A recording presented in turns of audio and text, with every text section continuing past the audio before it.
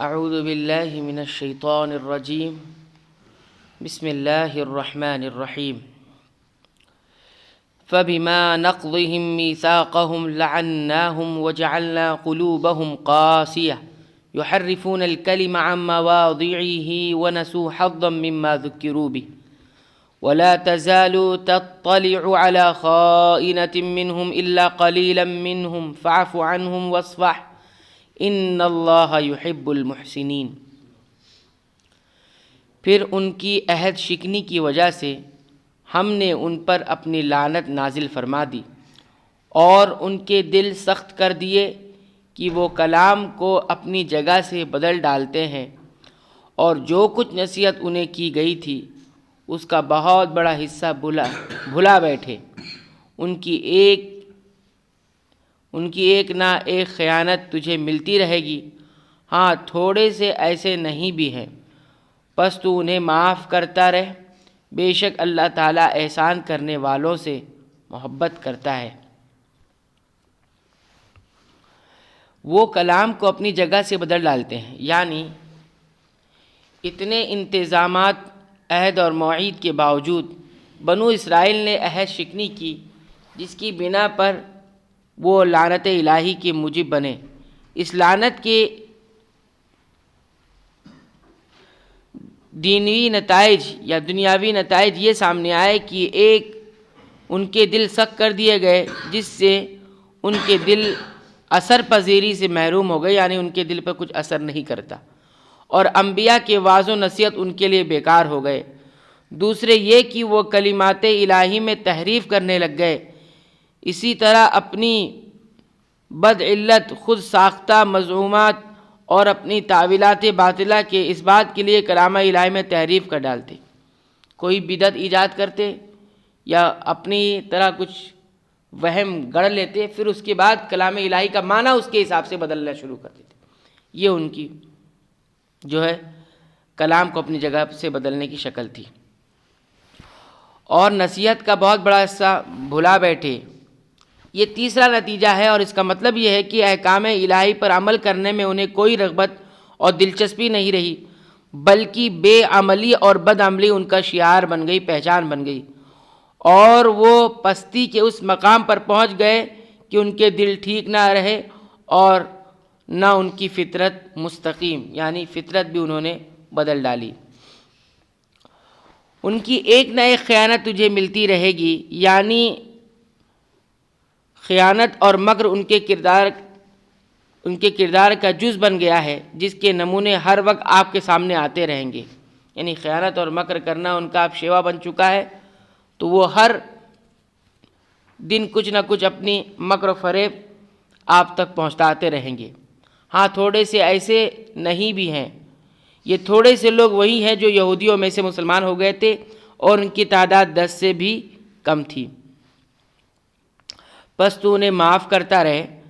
عفو درگزر کا یہ حکم اس وقت دیا گیا ہے جب لڑنے کی اجازت نہیں تھی، بعد میں اس کی جگہ حکم دیا گیا قاتل الذین لا یؤمنون باللہ ولا بالیوم الآخر، ان لوگوں سے جنگ کرو جو اللہ پر اور یوم آخرت پر ایمان نہیں رکھتے۔ بعض کے نزدیک عفو درگزر کا یہ حکم منسوخ نہیں ہے، یہ بجائے خود ایک اہم حکم ہے، حالات کے مطابق اسے بھی اختیار کیا جا سکتا ہے، اور اس کے بھی بعض دفعہ وہ نتائج حاصل ہو جاتے ہیں جن کے لیے قتال کا حکم ہے۔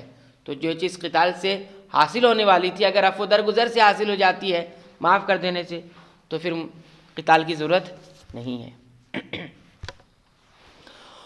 وَمِنَ الَّذِينَ قَالُوا إِنَّا نَصَارَىٰ أَخَذْنَا مِيثَاقَهُمْ فَنَسُوا حَظًّا مِّمَّا ذُكِّرُوا بِهِ فَأَغْرَيْنَا بَيْنَهُمُ الْعَدَاوَةَ وَالْبَغْضَاءَ إِلَىٰ يَوْمِ الْقِيَامَةِ وَسَوْفَ يُنَبِّئُهُمُ اللَّهُ بِمَا كَانُوا يَصْنَعُونَ۔ جو اپنے آپ کو نصرانی کہتے ہیں، ہم نے ان سے بھی عہد و پیمان لیا، انہوں نے بھی اس کا بڑا حصہ فراموش کر دیا جو انہیں نصیحت کی گئی تھی، تو ہم نے بھی ان کے آپس میں بغض اور عداوت ڈال دی جو تا قیامت رہے گی، اور جو کچھ یہ کرتے تھے ان قریب اللہ تعالیٰ انہیں سب بتا دے گا۔ نصارہ نصرہ مدد سے ہے، نصارہ نصرۃ مدد سے ہے۔ یہ حضرت عیسیٰ علیہ السلام کے سوال من انصاری الی اللہ کہ اللہ کے دن میں کون میرا مددگار ہے؟ اس کے جواب میں ان کے چند مخلص پیروکار نے جواب دیا تھا، نحن انصار اللہ، ہم اللہ کی مددگار ہیں، اسی سے یہ ماخوذ ہے۔ یہ بھی ان یہود کی طرح اہل کتاب ہے، ان سے بھی اللہ تعالیٰ نے عہد لیا، لیکن انہوں نے بھی اس کی پرواہ نہیں کی۔ اس کے نتیجے میں ان کے دل بھی اثر پذیری سے یعنی نصیحت قبول کرنے سے خالی اور ان کے کردار کھوکھلے ہو گئے۔ اور بغض و عداوت ڈال دی جو قیامت رہے گی۔ یہ عہد الہی سے انحراف اور بے عملی کی وہ سزا ہے جو اللہ تعالیٰ کی طرف سے ان پر قیامت تک کے لیے مسلط کر دی گئی۔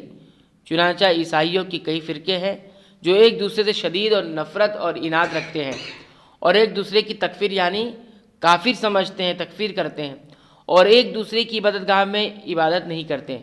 معلوم ہوتا ہے کہ امت مسلمہ پر بھی یہ سزا مسلط کر دی گئی ہے۔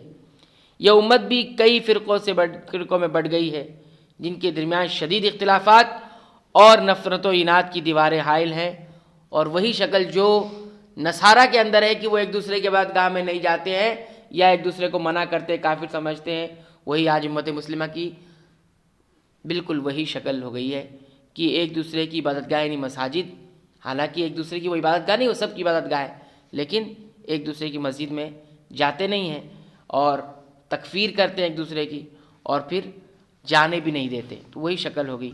اللہ تعالی ہمارے حال پر رحم فرمائے۔ یا اہل الکتاب قد جاءکم رسولنا یبین لکم کثیرا مما کنتم تخفون من الکتاب ویعفو عن کثیر قد جاءکم من اللہ نور وکتاب مبین۔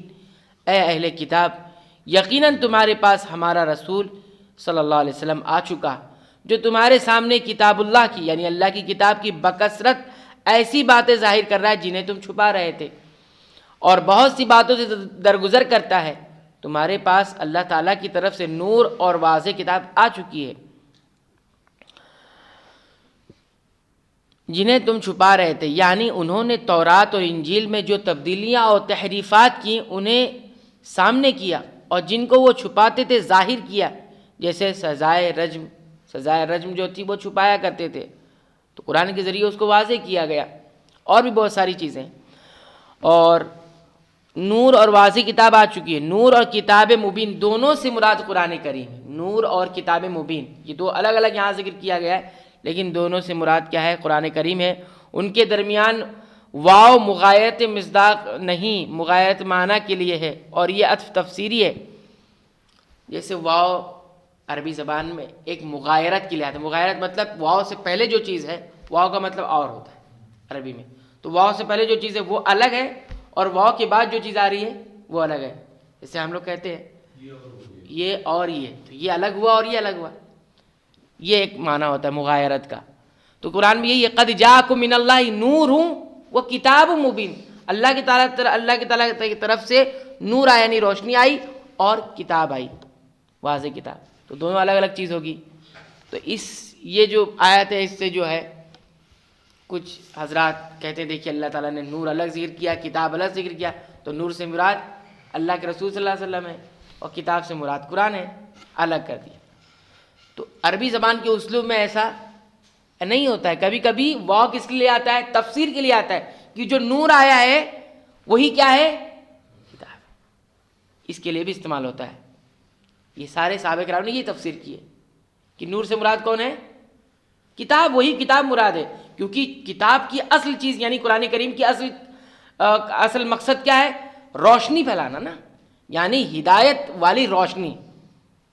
تو اب اس کو پہلے نور اس لیے کہہ دیا گیا کہ یہ روشنی ہے، اگر اس سے جڑے ہوئے تو تم اجالے میں آ جاؤ گے، روشنی میں آ جاؤ گے، کفر کے اندھیروں سے نکل جاؤ گے، اور وہی اس کی ظاہری شکل کیا ہے؟ کتاب مبین ہے۔ تو یہ کہتے ہیں کہ عطف تفسیری جس کی واضح دلیل قرآن کریم کی اگلی آیت جس میں کہا گیا کہ اس کے ذریعے اللہ تعالیٰ ہدایت فرماتا ہے۔ اب اس کی اگلی آیت اگر ہم پڑھیں گے تو اس میں کیا ہے؟ یہدی بہ اللہ، اللہ تعالیٰ کی طرف سے تمہارے لیے نور آیا ہے اور کتاب مبین آئی ہے، اور اسی کے ذریعے اللہ تعالیٰ ہدایت ان کو دیتا ہے جو اس کی رضا کے لیے کام کرتے ہیں۔ تو اب یہاں پر یہدی اسی کے ذریعے، تو اگر دو الگ الگ چیز ہوتی تو ضمیر استعمال کرتے ہیں ہما، بھی ماں، ہما دو کے لیے آتا ہے، آپ نے پڑھا ہوگا عربی زبان میں، بھی ایک کے لیے، ہا کی ضمیر، اور ہما دو کے لیے. تو اب اللہ تعالیٰ کو ایسے کہنا چاہیے تھا یہدی بہما، کہ اللہ تعالیٰ ان دونوں کے ذریعے آپ کو اس کو ہدایت دیتا ہے جو اللہ کی رضا کے لیے کی اتباع کرتے ہیں. لیکن اللہ تعالیٰ کیا کہنا ہے یہدی بہ اللہ، یہدی بہ اللہ، واحد کی ضمیر استعمال کی. کیوں؟ کیونکہ دونوں ایک ہی چیز ہے اس لیے. تو جس میں یہ کہا گیا جا رہا ہے کہ اللہ اسی کے ذریعے سے اللہ تعالیٰ ہدایت فرماتا. اگر نور اور کتاب یہ الگ الگ چیزیں ہوتی تو الفاظ یہدی بہم اللہ ہوتا، جیسا کہ یہ بھی ذکر کر رہے ہیں.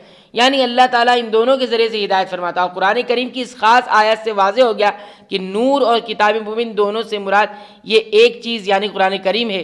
یہ نہیں ہے کہ نور سے حضرت صلی اللہ علیہ وسلم اور کتاب سے قرآن مجید ہے، جیسا کہ وہ اہل بدعت باور کراتے ہیں جنہوں نے نبی کریم صلی اللہ علیہ وسلم کی بابت نور من نور اللہ، اللہ کے نور کا نور ہے، یہ عقیدہ گڑھ رکھا ہے. اور آپ صلی اللہ علیہ وسلم کی بشریت کا انکار کرتے ہیں. اسی طرح اس خانہ ساز عقیدے کے اس بات کے لیے ایک اور حدیث بھی بیان کرتے ہیں کہ اللہ نے سب سے پہلے نبی صلی اللہ علیہ وسلم کا نور پیدا کیا اور پھر اس نور سے ساری کائنات پیدا کی.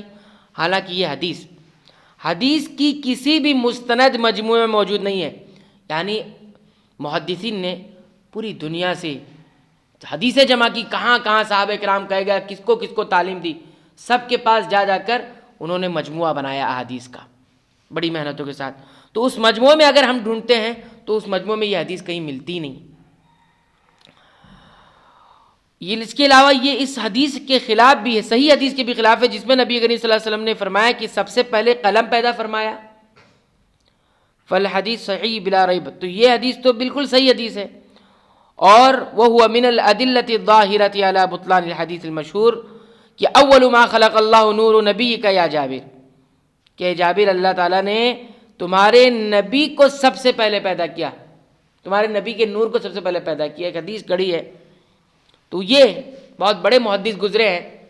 ابھی حال ہی کے دور کے سب سے بڑے محدث علامہ البانی رحمۃ اللہ علیہ، ان کے بارے اہل علم کہتے ہیں کہ انہوں نے اپنی چھوٹی سی عمر میں وہ کام کیا ہے کہ لوگ سارے علماء مل کے 500 سال تک کام کریں تو نہیں کر سکتے. 500 سال تک مبالغہ، لیکن 500 سال تک مبالغے کے طور پر کہا ہے کہ 500 سال تک اگر علماء مل کے کام کرے تو وہ کام نہیں کر سکتے. یعنی جتنی احادیث کے ذخیرے تھے دنیا میں سب کو پڑھنے کے بعد ہر ایک ذخیرے کی تحقیق کی کہ ہر ذخیرے میں کون کون سی احادیث سند کے ساتھ صحیح طور پر آتی ہے، کون سی حدیث سند میں تھوڑی سی گڑبڑی کی وجہ سے ضعیف قرار دی تھی. یہ انہوں نے کام کیا ہے. السلسلۃ الصحیحہ، السلسلۃ الضعیفہ، بہت ساری کتابوں کی انہوں نے تحقیق کی. اور ان کا پورا وقت کہاں گزرتا تھا؟ مکتبے میں، لائبریری میں گزرتا تھا. اور یہ ان کے بارے میں آتا ہے کہ مکتبہ چلے جاتے، اور پہلے کے ابھی آج کے دور میں تو لائبریریاں کتابیں نیچے ہوتی، پہلے کے دور میں کیسے ہوتا تھا؟ اوپر کتابیں ہوتی تھی اور چڑھنے کا سسٹم نہیں ہوتا، تو سیڑھی وغیرہ لکڑی کی لگا کے چڑھتے تھے. اور جب چڑھ کے کتاب نکالی اور حدیثی کتاب کہیں اوپر سے کوئی مل گئی اور اگر انہوں نے وہاں کھول کے دیکھ لی تو رات بھر اسی سیڑھی پہ کھڑے ہو کے پڑھتے چلے آتے. وہیں پہ صبح فجر ہو جاتی تو اتر کے پھر نیچے آتے. وہیں پہ وہ اتنی دلچسپی تھی ان کو. تو اس طرح انہوں نے کام کیا. تو وہ یہ کہتے ہیں کہ یہ جو حدیث ہے کہ اول ما خلق اللہ نور نبیک یا جابر، کیا ہے جابر اللہ تعالیٰ نے سب سے پہلے تمہارے نبی کے نور کو پیدا کیا، یہ حدیث تو بالکل گڑی ہوئی ہے. اور کہتے ہیں وہ حدیث جس میں یہ بتایا گیا کہ سب سے پہلے اللہ تعالیٰ نے قلم کو پیدا کیا ہے، قلم جسے ساری تقدیر لکھی گئی، تو سب سے پہلے قلم پیدا ہوا ہے. تو یہ کہہ رہے ہیں کہ ایک طرف حدیث گڑھی جا رہی ہے جس کی کوئی سند نہیں، اور ایک طرف صحیح حدیث ہے، تو اس کے خلاف صحیح حدیث کو لیا جائے گا نا. تو یہ کہہ رہے ہیں کہ جب ایک آدمی، یہی تعریف ہوتی ہے کہ انسان پہلے ایک عقیدہ گڑھتا ہے، غلو کرتا ہے کسی کی شان میں، اب اس کو ثابت کرنے کے لیے قرآن کی آیت کی تحریف کرتے ہیں. جیسے آج کے دور میں اب کسی نے امام ابو حنیفہ کو اپنا امام تسلیم کر لیا تو قرآن کی آیت بھی لے آ کر اس پر فٹ کرتے. چل رہا ہے یہ غلو کرتے کسی کی شان میں، پھر غلو کرنے کے بعد اپنے عقیدے کو ثابت کرنا ہے تو اب وہ ثابت نہیں کر پاتے تو قرآن میں تحریف کرتے، کیونکہ قرآن سے کوئی چیز ثابت ہی نہیں ہوتی ہے. تو اسی لیے علماء یہ کہتے ہیں کہ قرآن کی تفسیر صحابہ کرام کے منہج کی روشنی میں کی جائے، کیونکہ اگر آج کے حساب سے قرآن کی تفسیر کرنے لگ جائیں گے تو کون سا معنی اس میں پہنا رہا ہے کچھ پتہ نہیں.